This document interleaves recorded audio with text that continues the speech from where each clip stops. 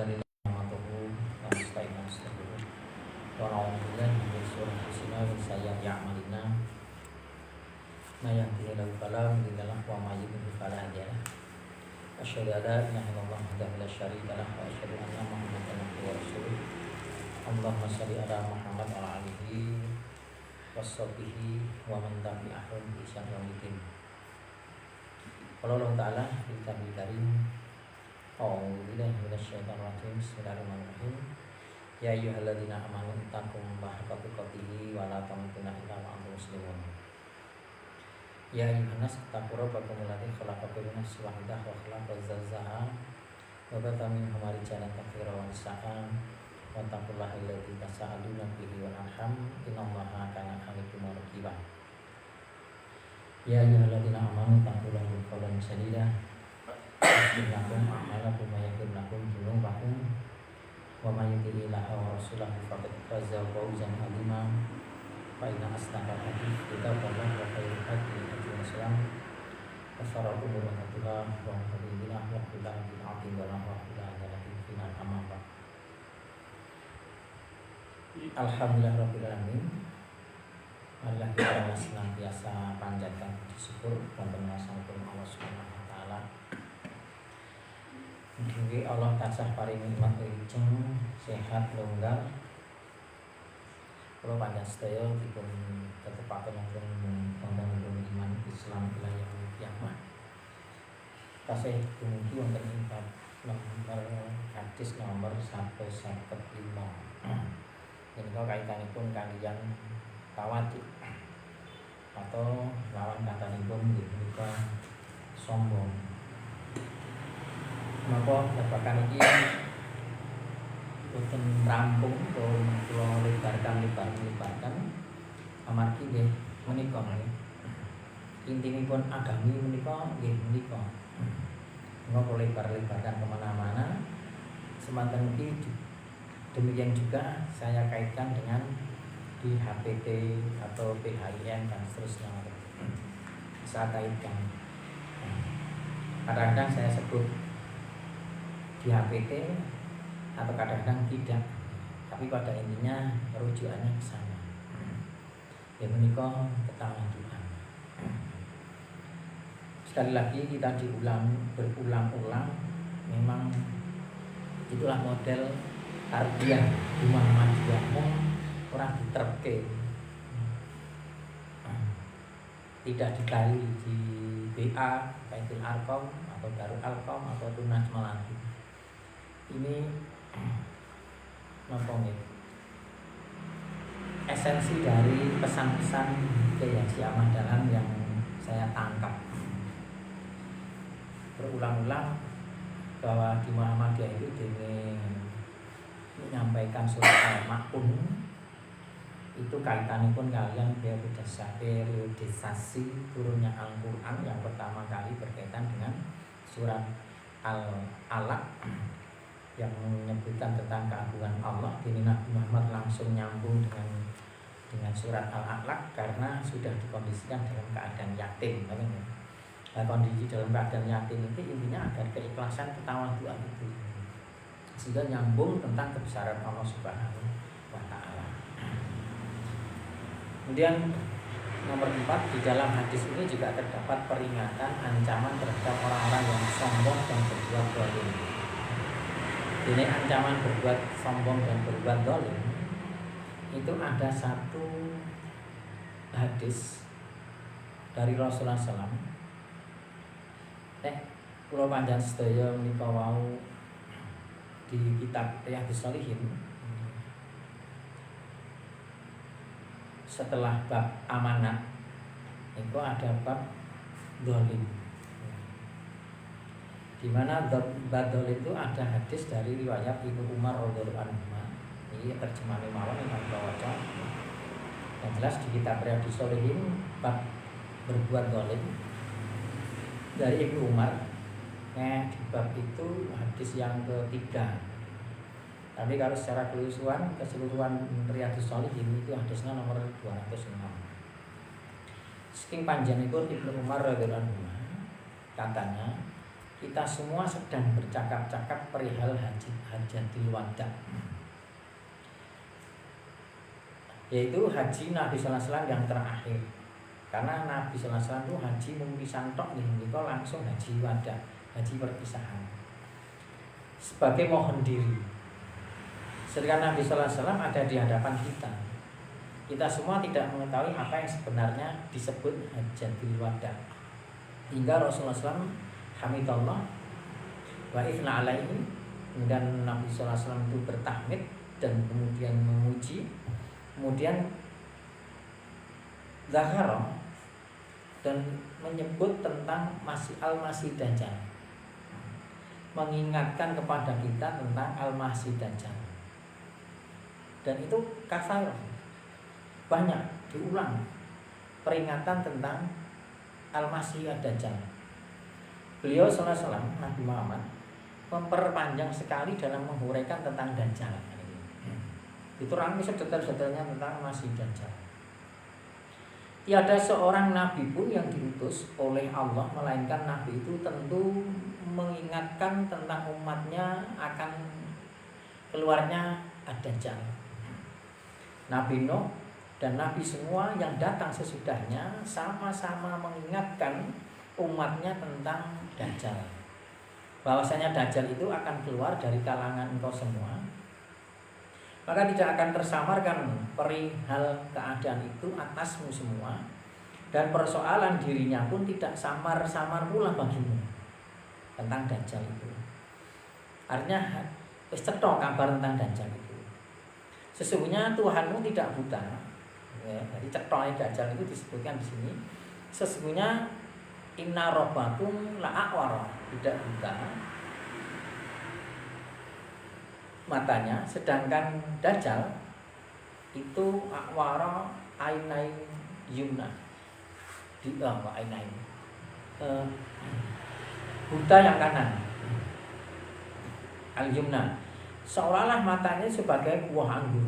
Matanya melotot gitu, buah anggur merah, sing merah-merah ini menjoto mripate ini, matanya itu menjoto menonjol ke muka. Ingatlah sesungguhnya Allah mengharamkan atasmu semua darah-darahmu. Ingatlah sesungguhnya Allah inna loha harama alaikum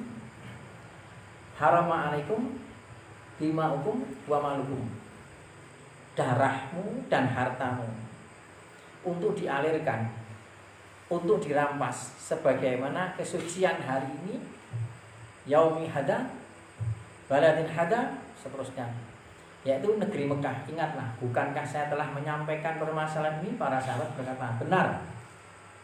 Beliau bersabda, ya Allah, saksikanlah salasan, sampai Rasul itu menyampaikan itu 3 kali. Alaika, celaka kalian semua, dan binasa kalian semua. Perhatikanlah, janganlah engkau semua kembali kepada kekafiran sepeninggalanku nanti, yang sebagian memukul leher sebagian yang lain, yakni saling membunuh tanpa dasar ada kebenaran.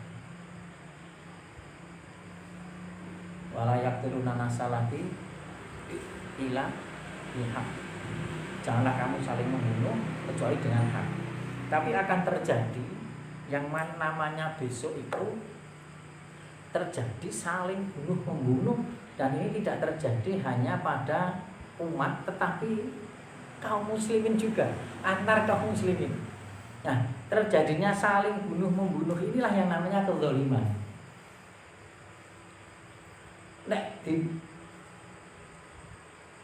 Jelaskan hadis ini panjang, tapi saya ambil poin-poinnya saja.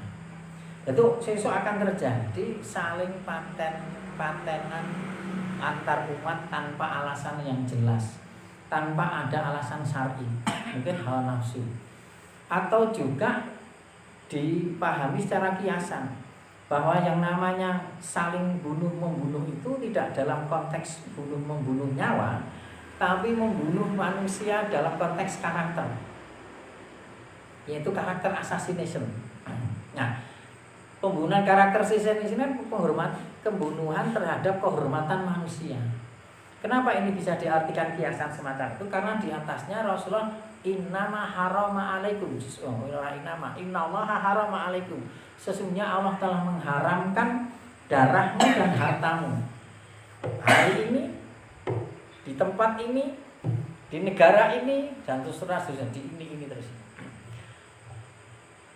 Artinya ketika kita menjadi seorang mukmin muslim, itu kita telah dijamin oleh Allah Subhanahu wa taala tentang kehormatan kita, darah kita.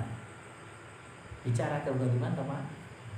Hadis ini diletakkan oleh Imam Nawawi bab kezaliman.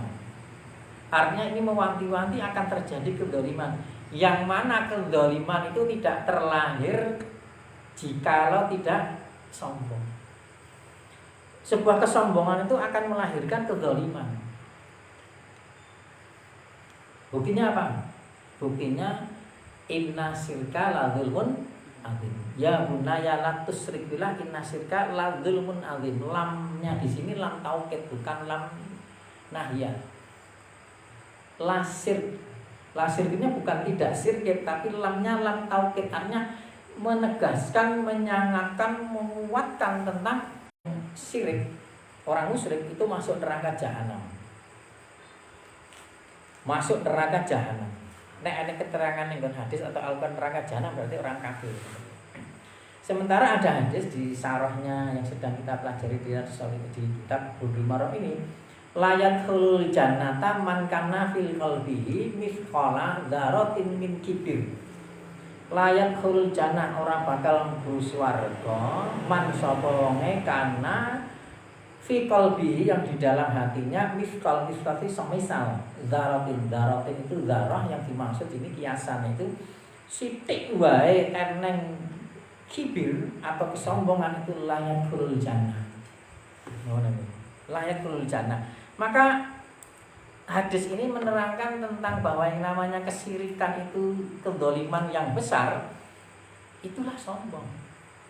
Sehingga saya tadi menyampaikan bahwa tidak mungkin orang yang melakukan dzaliman itu tidak terlahir dari sebuah kesombongan.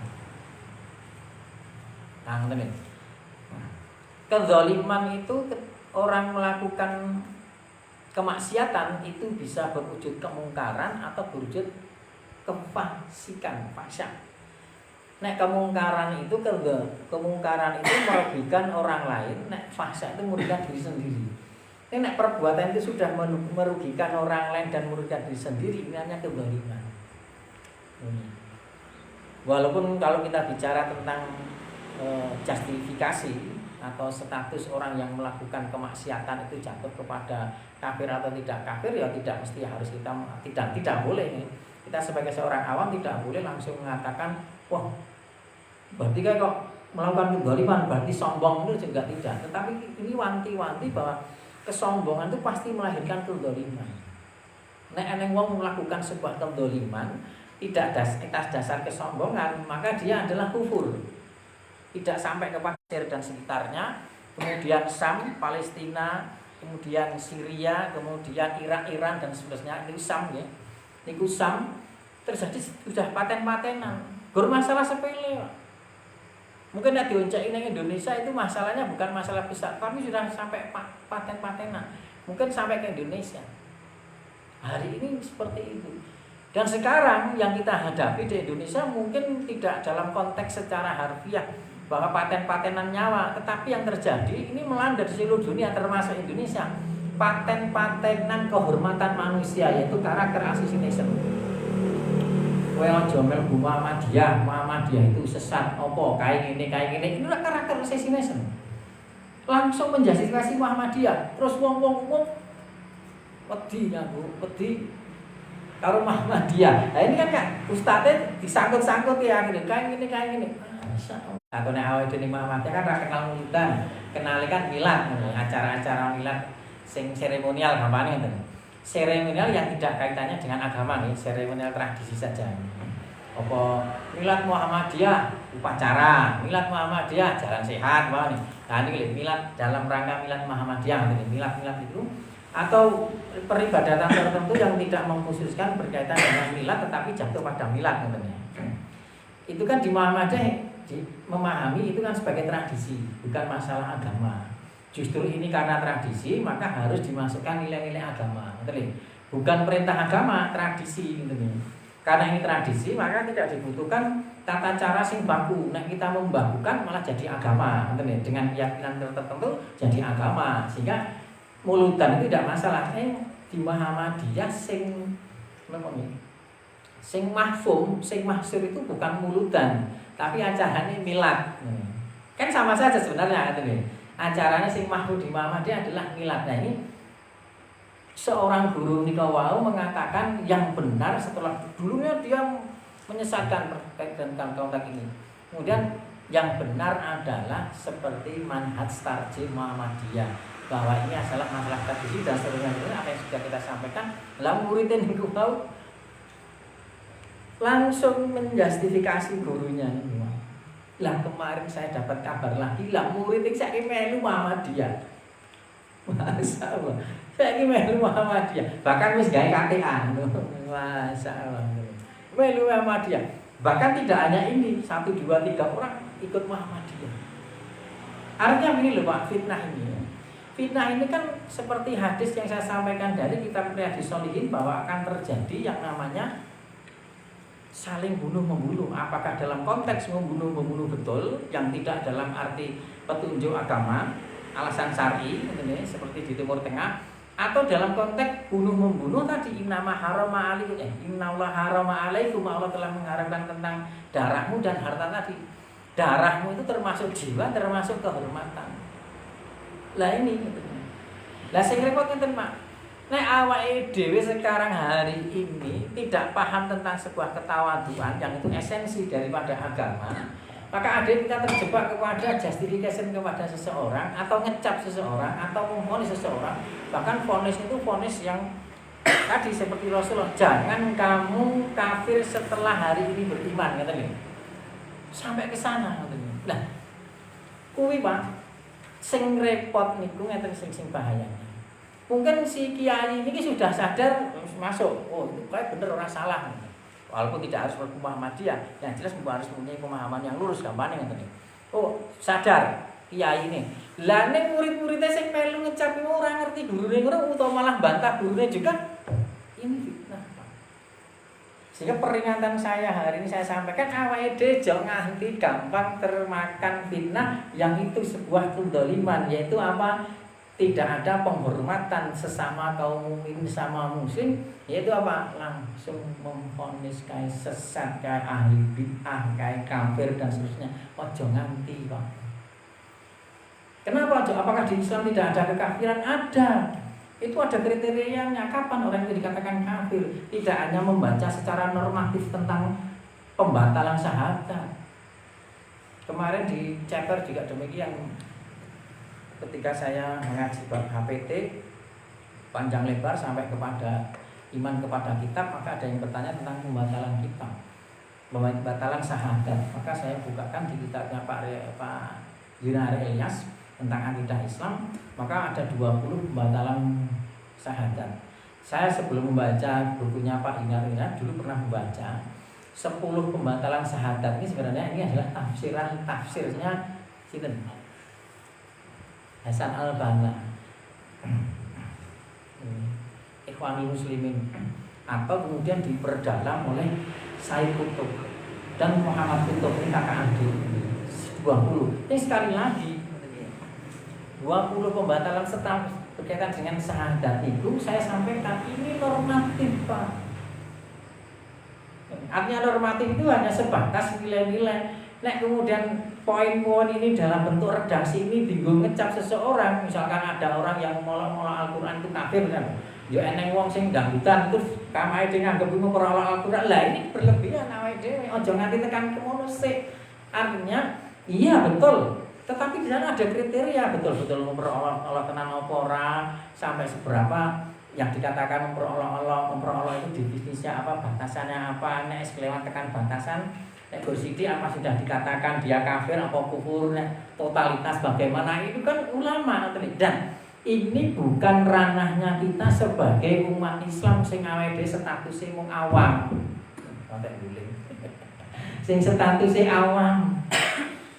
Lah ini repotnya nek iki dipahami seorang awam, akhirnya seorang awam ini terus langsung ditepake ning gone kancane. Lah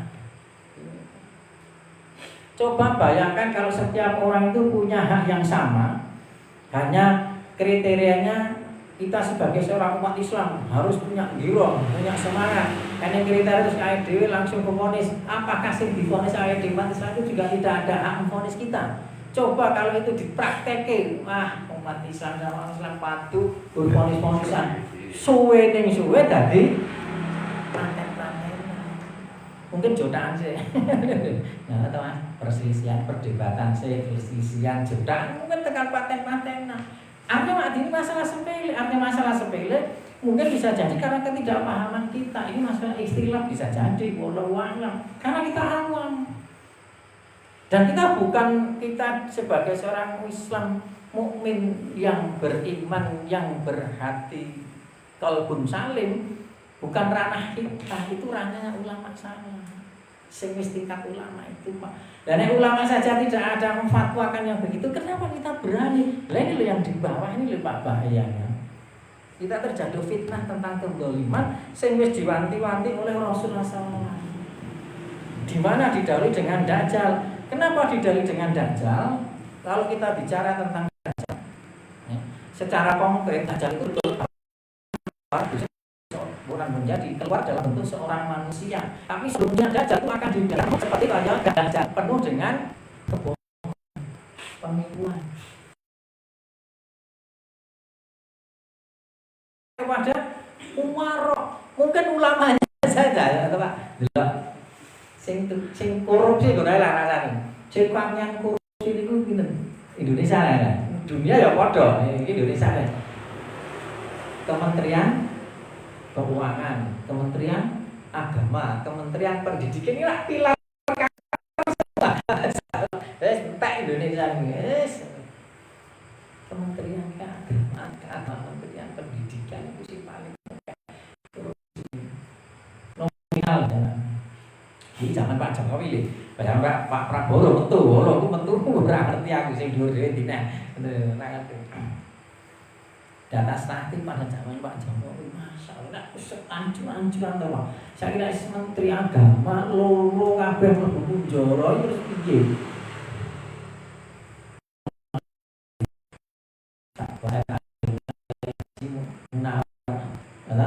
Menawar terus kemudian sudah ketika itu Herman Ali terus yang saniki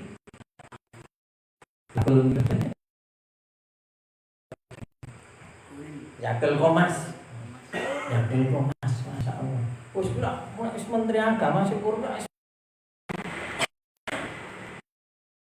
saking meneh yo ngapunten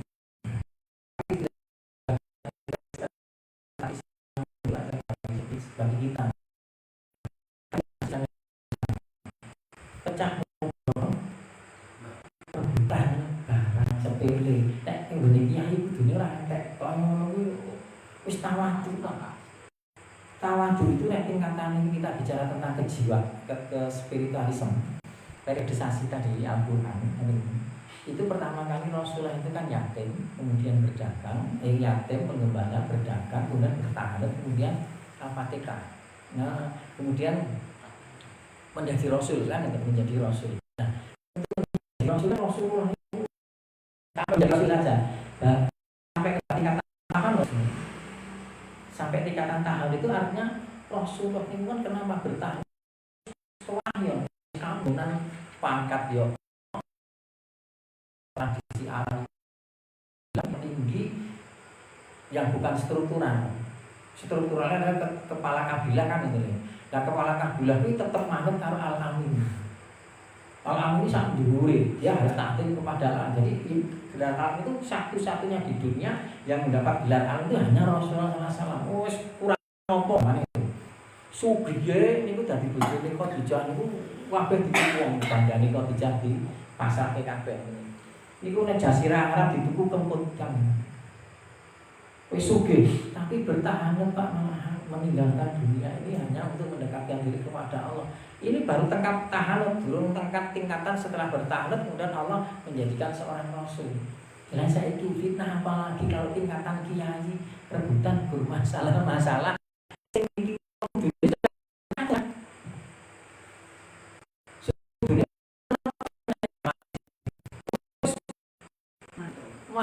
mati to kita ini. Itu selain satu istiqamah kiai orang besar. Pimpinan cabang wis mandek wanita. Oh, nah pimpinan pusat itu lho. Masa wis ora kenggo kaya ngono kuwi lho kudune. Masa ini ujian. Ora kok elek-elek. Artinya fitnah-fitnah itu sudah muncul. Mungkin tidak hanya melanda organisasi terbesar yang saya sampaikan tadi, mungkin organisasi Muhammadiyah sendiri bisa saja. Kok dilalai Muhammadiyah ya tanda tangan tentang tambang itu, ini ora dilaksana gitu. Berarti kan Muhammadiyah ragu-ragu. Terus ngantek saiki akhirnya rasido tanda tangan, rasido dilakukan tanda tangan, rasido dilakoke. Jadi pelaksanaannya durung bentuk panitia ya durung wis tanda tangannya begini ya ngoten nggih. Awake dhewe sebenarnya Muhammadiyah loh. Padahal durung ana pelaksanaan juklak jumise, durung ana pelaksanaan nambang ya urung. Untung ana kasus iki akhirnya kan dienggo ngiling akhirnya gagal digagalke kan tak ngono. Wah kecemplung juga kan. Wah wae wong tanda tangan MOU. Ya mung rasido apa ora. Anu rasido meneng ae ngantek saiki dilarang nang kasus kan pelajaran. Itu aja pelajaran.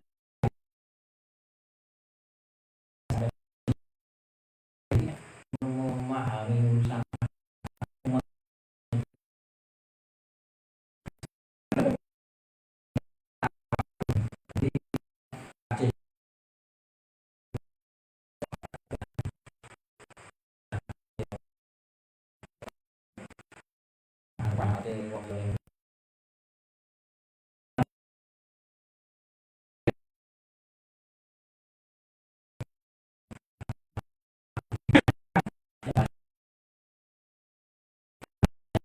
tentang dalil atau bahasanya pasal kayak gas ini Pak jadi Rasulullah itu di konteks haji wada yang pengatannya Rasul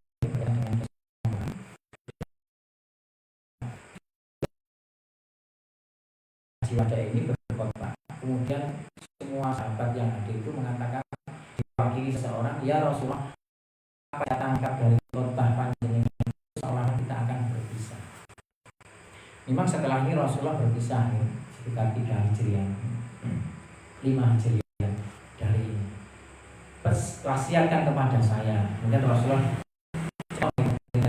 wasiatnya satu, bertakwalah kepada Allah, kemudian dan pernah membesarkan banyak terjadi perselisihan. Dan mungkin seorang tidak asli. Yang keempat, maka berpeganglah kepada Al-Quran dan Sunnah. Yang kelima, berpegang kepada Al-Quran dan Sunnah sesuai dengan sunnati wa ala sunnati Rasidin. Sebagaimana sunnahku dan sunnah Khulafaur Rasidin, dan gigitlah sebagaimana kemudian kuncinya apa penyelesaian ini? Semua sebagainya agar kita tidak terjatuh kepada perselisihan. Kita sunnahku dan sunnah Khulafaur Rasidin. Dalam konteks ini agar tidak terjadi perpecahan, alhamdulillah dengan Muhammadiyah konsepnya agama Islam. Jadi sunnah tu wa sunnah Khulafaur Rasidin itu adalah al-firqatun najiyah minas salaf, kelompok yang selamat. Berapa banyak hari ini organisasi mengatakan kelompok yang selamat itu disebut al-firqatun najiyah. Terus dia mengklaim kelompokku, organisasiku, jamaahku, komunitasku. Terus ada lagi ulama aku. Ini kalau di Muhammadiyah tidak. Muhammadiyah itu yang dimaksud kelompok yang selamat itu orang yang bisa berpegang kepada teguh kepada sunnahku dan sunnah Rasulullah, itu kelompok yang selamat. Al-firqatun najiyah minas salaf itu siapa? Muhammadiyah memahami agama Islam ini mesti lewat al-firqatun najiyah minas salaf atau lewat sahabat.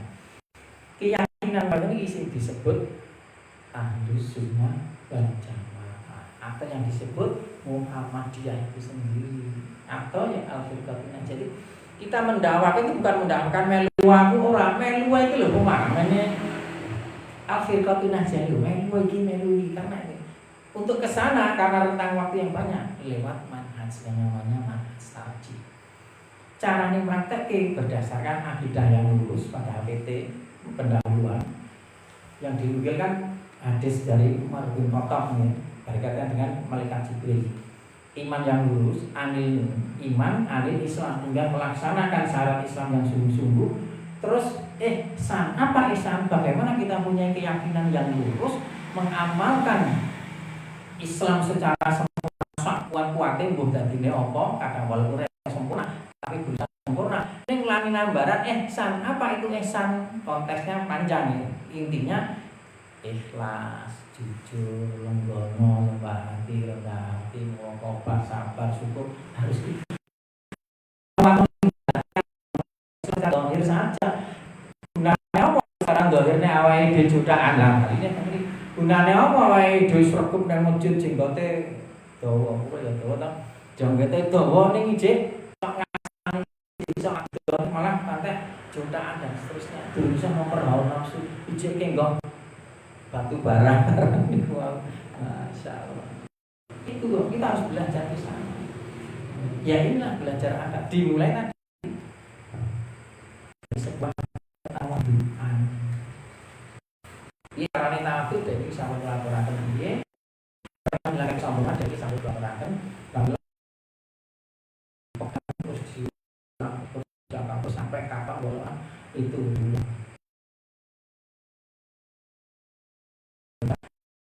Itu jelas.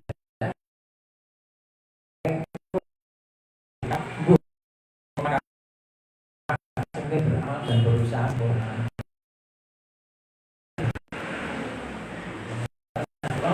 yang saya sampaikan jangan bermanfaat yang bermanfaat Assalamualaikum warahmatullahi wabarakatuh. Kali kita